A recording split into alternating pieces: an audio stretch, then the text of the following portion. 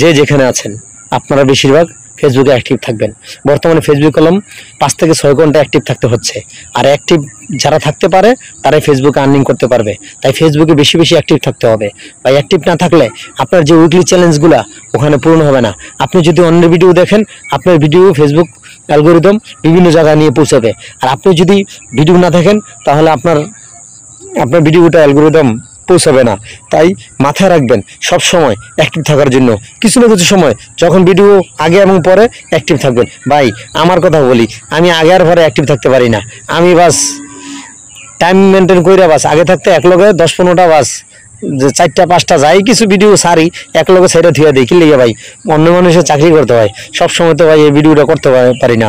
এবং সবসময় ওই ভিডিওটা একটা পোস্ট করতে হইলেও কিছু সময়ের প্রয়োজন, ওই সময়টাও আমি পাই না। তা আল্লাহ বোঝেন, সময় মেকিং করার জন্য আগে থাকতে 3-4টা রিল এক লগে পোস্ট করি। কারণ এক লগে পোস্ট করার অর্থ হইছে আমার ভিডিওটা টাইম মতো যাতে পাবলিশ হয়ে যায়। তাই আপনারা এটা করতে পারেন। এখানে তো ফেসবুক অপশন দিয়ে দিয়েছে, তবে কি সেই টাইমের আগেও পরে আপনি একটু অনলাইনে থাকার চেষ্টা করবেন।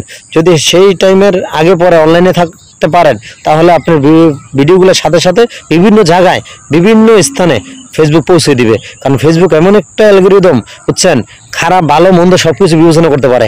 এমনকি এটা রোবোটিং সিস্টেমে কাজ করে।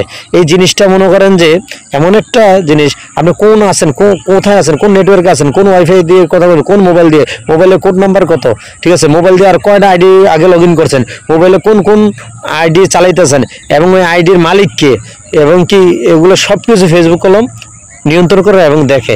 তাই ভাই সাবধান, কোনো ভুংবাং আইডি দিয়া উল্টাফাল্টা কোনো গ্রুপে শেয়ার হেমনে শেয়ার করবেন না।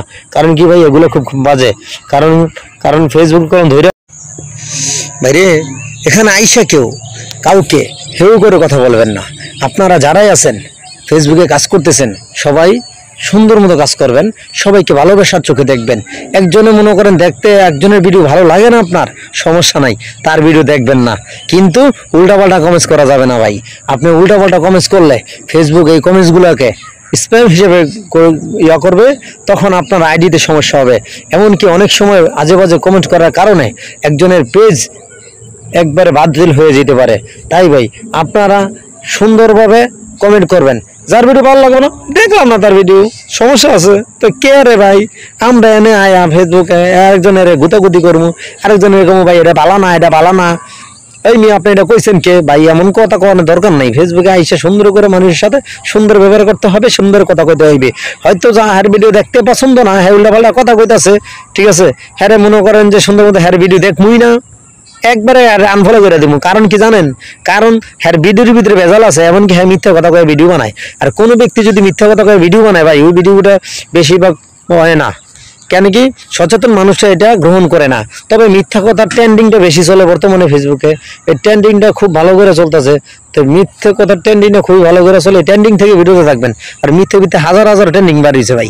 এই ট্রেন্ডিং মিথ্যা ট্রেন্ডিং যদি যারাই বার করে মানে একবারে মিথ্যা ট্রেন্ডিং বার করা মানেই মনে করেন যে আপনার ফলোয়ার দৌড়াইতেছে মিথ্যা কথা ট্রেন্ডিং এর পিছনে। কিন্তু হ্যাঁ যে মিথ্যা কইছে এইবার ফলো করে না ভাই। ফেসবুকের গাইডলাইন মেনে না তো হেরা কথা কইতে পারে না।